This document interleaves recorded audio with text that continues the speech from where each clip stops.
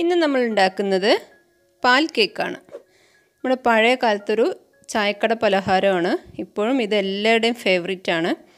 നമ്മളിവിടെ ഉണ്ടാക്കുന്നത് ഗോതമ്പ് പൊടി വെച്ചിട്ടാണ്. നമ്മുടെ വീട്ടിൽ തന്നെ ഗോതമ്പ് വാങ്ങി പൊടിച്ചിട്ടുള്ള പൊടി വെച്ചിട്ടാണ്. നോർമലി മൈദ കൊണ്ട് ചെയ്യുന്ന ഒരു ഐറ്റം ആണത്. അപ്പോൾ ഇത് എങ്ങനെ ഉണ്ടാക്കുക, എന്തൊക്കെ ആവശ്യമുള്ളത് നോക്കാം. നമ്മൾ 1 കപ്പ് ഗോതമ്പ് പൊടി വെച്ചിട്ടാണ് ചെയ്യുന്നത്.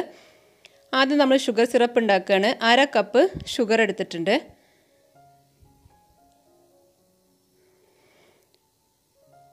അര കപ്പ് ഷുഗറിലേക്ക് നമ്മൾ ഫ്ലെയിം ഓൺ ആക്കിയിട്ടില്ല കേട്ടോ. 1/2 കപ്പ് ഷുഗറിലേക്ക് 1/2 കപ്പ് തന്നെ വെള്ളം ഒഴിച്ചു കൊടുക്കുക. അത്യാവശ്യം തിക്കായിട്ടുള്ളൊരു കൺസിസ്റ്റൻസിയിലാണ് വേണ്ടത്. പക്ഷേ 1 സ്ട്രിങ് കൺസിസ്റ്റൻസി ഒന്നും ആവരുത്. അപ്പോൾ നമ്മുടെ പാൽ കേക്ക് അങ്ങ് ഹാർഡായിപ്പോവും. അത്രയ്ക്ക് വേണ്ട, എന്നാൽ നല്ല കട്ടിയായിരിക്കും വേണം. ഇതൊന്ന് തിളപ്പിക്കുക എന്ന് മാത്രമേ ഉള്ളൂ. ഞാൻ കുറച്ച് ഏലക്ക പൊടിച്ചതും കൂടി ഇതിൽ ചേർത്തിട്ടുണ്ട്. ജസ്റ്റ് ഒന്ന് മിക്സ് ചെയ്തിട്ട് അവിടെ മാറ്റി വയ്ക്കുക. ഇനി നമ്മളിതിലേക്കുള്ള മാവ് കുഴച്ചെടുക്കുകയാണ്. അതിനുവേണ്ടി 1 മുട്ടയാണ് എടുത്തിട്ടുള്ളത്. 1 കപ്പ് ഗോതമ്പ് പൊടിക്ക് 1 മുട്ട എടുത്തിട്ടുണ്ട്. 2 ടേബിൾ സ്പൂൺ പഞ്ചസാരയും 2 ഏലക്കായും കൂടി പൊടിച്ചിട്ട് ആ പൊടി 2 ടേബിൾ സ്പൂൺ ഇട്ട് കൊടുക്കുകയാണ്. ഞാൻ ഏലക്കായ പൊടിയാൻ വേണ്ടിയിട്ടാണ് പഞ്ചസാര കൂട്ടി പൊടിച്ചത്. അപ്പോൾ രണ്ടും കൂടി ഒറ്റയടിക്ക് കഴിയും ചെയ്യും. അങ്ങനെ 2 ടേബിൾ സ്പൂൺ പഞ്ചസാര അതിലേക്ക് ഇട്ട് കൊടുത്തു. പിന്നെ 2 ടേബിൾ സ്പൂൺ നെയ്യാണ്. 2 ടീസ്പൂൺ അല്ല, 2 ടേബിൾ സ്പൂൺ ആണ്. അത് 2 ടേബിൾ സ്പൂൺ തന്നെ വേണം, അപ്പോഴേ സോഫ്റ്റ് ആവുള്ളൂ. ഇത്രയും ഇട്ടതിന് ശേഷം നമ്മൾ നന്നായിട്ടൊന്ന് മിക്സ് ചെയ്തെടുക്കണം. ബീറ്ററൊന്നും വേണമെന്നില്ല, സ്പൂൺ വെച്ച് ചെയ്താൽ മതി. നന്നായിട്ടൊന്ന് മിക്സ് ചെയ്തെടുക്കുക. നമ്മൾ കൂടുതൽ വെള്ളം പിന്നെ ഇതിലേക്ക് ആഡ് ചെയ്യുന്നില്ല. പിന്നെ ഒരു നുള്ളു ഉപ്പിട്ട് കൊടുക്കുന്നുണ്ട്. ഈ ഷുഗറിൻ്റെ ആ ഒരു ഇതൊന്ന് ബാലൻസ് ചെയ്യാൻ വേണ്ടിയിട്ടാണ്. ഒരു നുള്ളു ബേക്കിംഗ് പൗഡർ. ഇത്ര ഇട്ടതിന് ശേഷം നന്നായിട്ടൊന്ന് മിക്സ് ചെയ്യുക. ഇതിലേക്കാണ് നമ്മളിനി ഗോതമ്പ് പൊടി ഇട്ട് കൊടുക്കാൻ പോണത്. ഇപ്പോൾ ഇട്ട് കൊടുക്കുന്നത് പാൽപ്പൊടിയാണ്. 2 ടേബിൾ സ്പൂൺ പാൽപ്പൊടി, അതും ടീസ്പൂൺ അല്ല, ടേബിൾ സ്പൂൺ തന്നെ വേണം.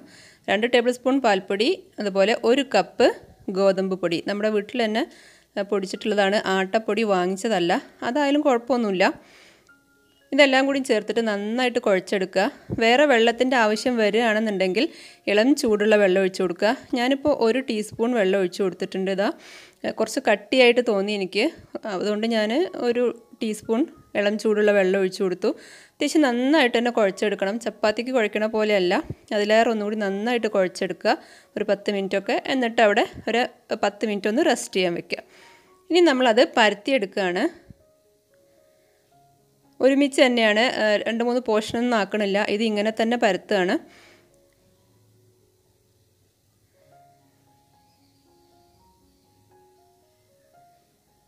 ഒരുപാട് കനം കുറച്ച് പരത്തണ്ട, കുറച്ച് കനത്തിൽ തന്നെ ഇരിക്കണം. കാരണം പാൽ കേക്ക് കുറച്ച് കനത്തിലാണല്ലോ ഉള്ളത്. അപ്പോൾ ഒരുപാട് കനം കുറച്ചൊന്നും പരത്തണ്ട. പരത്തി കഴിഞ്ഞാൽ നമ്മളിത് പാൽ കേക്കിൻ്റെ ആ ഷേപ്പിൽ മുറിച്ചെടുക്കുക. വലുതായിട്ട് നീളത്തിൽ വേണമെന്നുള്ളവർക്ക് അങ്ങനെ ചെയ്യാം. ഞാൻ കുറച്ച് ചെറുതായിട്ടാണ് ചെയ്തത്. കാരണം ഒരുപാട് നീളത്തിൽ ചെയ്ത് കഴിഞ്ഞാൽ ഒരുപാട് ഓയിൽ വേണം നമ്മൾ ഫ്രൈ ചെയ്യാനും ഒഴിക്കണം. കണ്ടോ, ഈ കനത്തിലാണ് വേണ്ടത്. വീതി നീളമൊക്കെ ഏകദേശം ഒരേ ഇതിൽ വരത്തക്ക രീതിയിൽ വേണം. അതിൻ്റെ എഡ്ജസൊക്കെ ഒന്ന് നമ്മൾ കൈ വെച്ചിട്ടൊന്ന് ഷേപ്പാക്കി കൊടുക്കുക. ഞാനിപ്പോൾ ചെയ്യണ പോലെ എല്ലാം അങ്ങനെ ചെയ്തെടുക്കുക.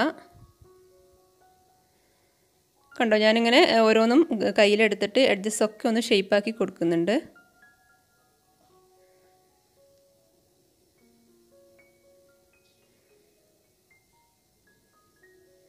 എല്ലാം റെഡിയായി കഴിഞ്ഞു. എല്ലാം എഡ്ജസൊക്കെ ഷേപ്പാക്കി വന്നിട്ടുണ്ട്. ഇനി നമ്മൾ എണ്ണ ഒഴിച്ചു. എണ്ണ നന്നായി ചൂടാകുമ്പോൾ ഇട്ട് കൊടുക്കുക. ഓരോന്നോരോന്നായിട്ട് വേണം ഇട്ട് കൊടുക്കാൻ. ലോ ഫ്ലെയിമിൽ ഇട്ടതിന് ശേഷം ലോ ഫ്ലെയിം ആക്കുക. ഇല്ലെങ്കിൽ പെട്ടെന്ന് തന്നെ കരിഞ്ഞു പോകും. കാരണം നമ്മൾ നെയ്യ്, മുട്ട, പാൽപ്പൊടിയൊക്കെ ഉള്ളതാണ്. അതുകൊണ്ട് പെട്ടെന്ന് പുറം ഭാഗം കരിഞ്ഞു പോകും, അകത്ത് വേവാതെയും ഒരു പ്രശ്നം വരും. അതുകൊണ്ട് നമ്മൾ ലോ ഫ്ലെയിമിലിട്ടതിന് ശേഷം ചെയ്യുക. കുറച്ച് സമയം അധികം തന്നെ എടുക്കും. കാരണം ലോ ഫ്ലെയിമിലാണ്.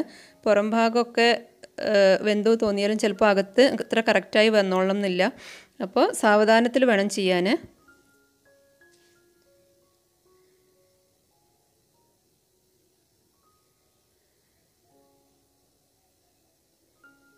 തിരിച്ചും മറിച്ചൊക്കെ ഇട്ടിട്ട് ഇളക്കി വേവിച്ചെടുക്കുക. ഞാൻ വെളിച്ചെണ്ണയാണ് ഒഴിച്ചത്. ഇപ്പോൾ സൺഫ്ലവർ ഓയിലൊക്കെ ആയാലും കുഴപ്പമില്ല, പക്ഷേ നമ്മുടെ ഒരു നാടൻ പലഹാരം ആയതുകൊണ്ട് വെളിച്ചെണ്ണയാണ് ഏറ്റവും ബെറ്റർ. നമ്മുടെ ഷുഗർ സിറപ്പ് ഇതാ തൊട്ടടുത്ത് തന്നെ വെച്ചിട്ടുണ്ട്. നല്ല ചൂടുള്ള ഷുഗർ സിറപ്പിലേക്ക് ഞാൻ ഇതാ ഇപ്പോൾ ഫ്ലെയിം ഓഫ് ആക്കിയത്. അതിലേക്ക് വേണം ചൂടോടെ ഇതിട്ട് കൊടുക്കാൻ. ഏലക്ക പൊടിച്ചതിട്ട് കൊടുത്തിട്ടുണ്ട് ഞാൻ ഷുഗർ സിറപ്പിൽ. അതാണ് അതിൻ്റെ മുകളിൽ ഇങ്ങനെ പൊങ്ങി നിൽക്കുന്നത്. എല്ലാം ഇങ്ങനെ ഫ്രൈ ചെയ്ത് ഇട്ട് കൊടുക്കണം.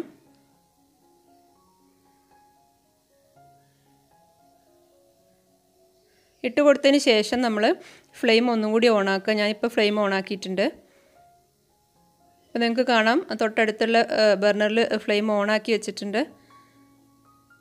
നമ്മൾ ഗുലാബ് ജാമുനൊക്കെ ചെയ്യണ പോലെ ഒരു 2 മിനിറ്റ് അതിലിട്ടിട്ട് ഒന്ന് തിളപ്പിക്കണം. അപ്പോഴാണ് ശരിക്കും ആ ഷുഗറൊക്കെ ഈ പാൽ കേക്കിലേക്കൊന്ന് പിടിക്കുള്ളൂ. 2-3 തവണകളായിട്ടാണ് ഞാൻ ഫ്രൈ ചെയ്തെടുത്തത്. കുറച്ച് പരന്ന ഒരു പാത്രം വെച്ചിട്ട് നിറയെ എണ്ണ ഒഴിക്കുകയാണെങ്കിൽ ഒറ്റയടിക്ക് തന്നെ എല്ലാം കൂടി ഫ്രൈ ചെയ്തെടുക്കാൻ പറ്റും.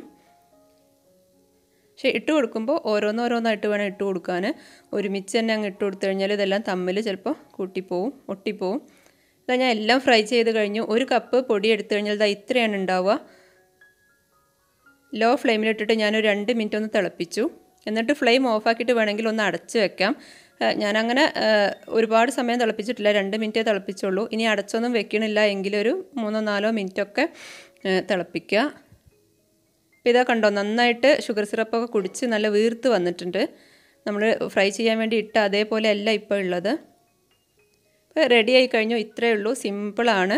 ഗോതമ്പ് പൊടി മിക്ക വീടുകളിലും ഉണ്ടാവും, അതുപോലെ പഞ്ചസാര എല്ലാം നമുക്കെപ്പോഴും വീട്ടിൽ അവൈലബിൾ ആയിട്ടുള്ള ഇൻഗ്രീഡിയൻസ് തന്നെയാണ്. മൈദ കൊണ്ട് ചെയ്യുമ്പോഴുള്ള ദോഷങ്ങളൊന്നുമില്ല. കുട്ടികൾക്കൊക്കെ ഉണ്ടാക്കി കൊടുക്കാൻ നല്ലൊരു ഐറ്റമാണ്. പഴയകാല ഒരു പലഹാരമാണ്. എല്ലാവരും തന്നെ ട്രൈ ചെയ്ത് നോക്കുക. ഈസി ആയിട്ട് ചെയ്യാം, പ്രത്യേകിച്ച് റിസ്ക് ഒന്നുമില്ല ഇതിൽ.